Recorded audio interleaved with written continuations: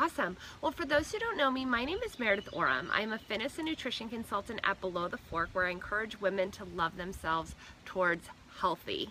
I'm a certified group fitness instructor. This weekend I will officially be a certified health coach. I am a licensed massage therapist, and I'm also a former digital marketer. I was in the agency world for the better part of a decade, but ultimately decided that corporate America wasn't for me at this point in life because I have 2 little boys and my heart is just so much in helping people with their health and wellness goals. So today I want to talk about my top 3 tips for loving yourself towards healthy. And this is what made me think of it is yesterday was the very last day for my latest round of the Love Yourself Towards Healthy Fit Camp. And I was just giving them some parting words on Saturday and today. And I just thought, you know, this is really what it boils down to, my top 3 tips for loving yourself towards healthy and how you can maintain a healthy lifestyle. Now, no, especially for me, it's never perfect. It's never gonna be. There's no such thing as perfect. I've said it before. The only thing that's perfect is God's love for us. And when it comes to leading a healthy life, we have to leave room for balance. We have to be able to still enjoy our favorite foods. We have to be able to have, you know, that holiday meal with our family and have that pie that we look forward to all year because it's part of our traditions. And I think it's important to upkeep those so that you can feel like a normal person while still the majority of the time, 80 to 90% of the time, still eating healthy, wholesome foods, God-made foods, so that we can feel our ultimate best. So my top 3 tips. The first one. First, what you need to do is come up with a why. Why do you want to be healthy? And then think daily on it. It's very specific to all of us individually. It's interesting. I always ask my fit campers, throughout our journey together, I always ask them at the beginning, and then I sneak it in again around like week 4 and 5 of my 6-week program to see if it's changed at all. I ask, why do you want to get healthy? That's actually one of the first questions that I ask on my initial phone call with them before I even accept them into my program. Why do you want to get healthy? What does it mean to you? Now, on the surface, it seems like a lot of people would have the same exact answer, but they truly don't. There are women who want to be healthy for their children. They want to be healthy for their future children. They want to be healthy so an aging parent sees how much overcoming a health issue can be. They just want to feel good about themselves, or they've had weird ailments their whole lives that they want to overcome and figure out. Maybe it's a food sensitivity or something. There's a million reasons. Yes, thank you for that. Number 1, know your why and reflect on it daily. That's what's going to keep your momentum. And really, that's the answer for any goal, but I think it's something we kind of neglect with our health. We don't think about it. What does it mean to be healthy for you? What does that life look like? And there's also an opportunity too to think about being healthy is not about fitting in the size 0, size 2 pants. That's not going to make you healthy, that's not going to make you happy necessarily. In fact, it most likely won't. What does healthy mean to you? What does that life look like? How are you energized? How are you going to feel your best once you've achieved those health goals? So number 2 is giving yourself grace to make mistakes. That's why I talk about balance, the 80-20 lifestyle, and that 20%, it's not a mistake. It is intentionally there so that you can feel like a normal person again. But knowing that if you do have a lapse or relapse, and go back and look at one of my older scopes where I talked about the difference between a lapse and a relapse, is giving yourself grace for those moments when maybe it didn't go according to plan. But then, most importantly, have the confidence that you can get back on track. That's called self-efficacy. It's believing that you can complete a task.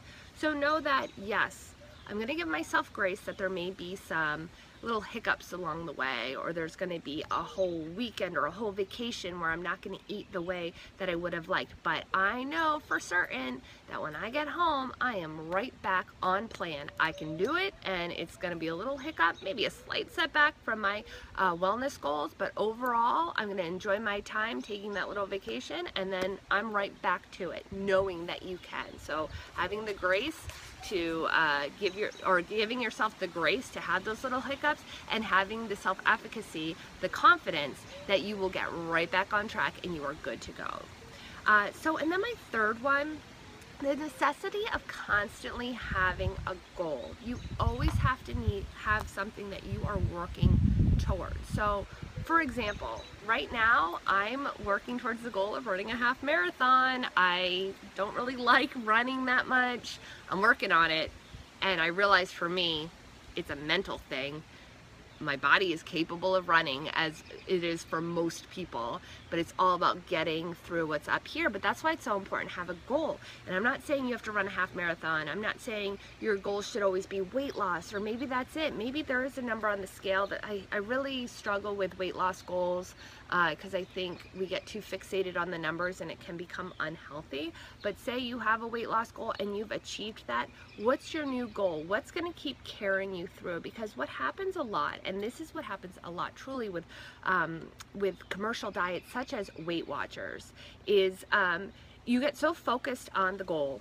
And I've done this too. You hit your weight loss goal. So say your weight loss goal was to be 150 pounds. And then suddenly you're like, oh, you know, I did it. I can do this. And then you start sliding back into your old ways because you achieved that goal. And what's going to keep you going? Sometimes that whole like maintenance thing, it's not a strong enough goal. You need to come on to the next thing. So, all right, cool. I hit my weight loss goal. My next goal is I'm going to go to the gym 4 days a week. I've been going 3. My next one is to go 4 days a week. Or creating personal bests in lifting weights. Or maybe it's like my also goal this summer is to drink more water, which I've been doing a lot better. Didn't like running, found out I was anemic. Oh yeah. Oh, awesome. That's good. That's kind of a cool connection there.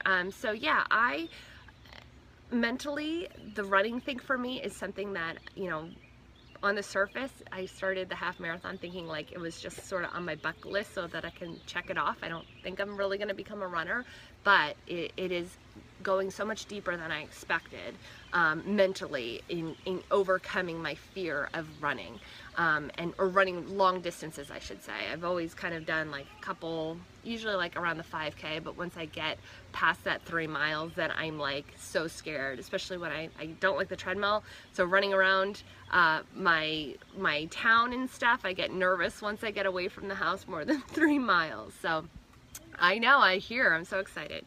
So those are my top 3 tips. Number 1, think daily on your why. Why do you want to get healthy? What's it going to mean to you? What does that look like once you achieve wellness? And know that when I say wellness, when I say healthy, I'm talking physically, mentally, and spiritually. All of those pillars all go together.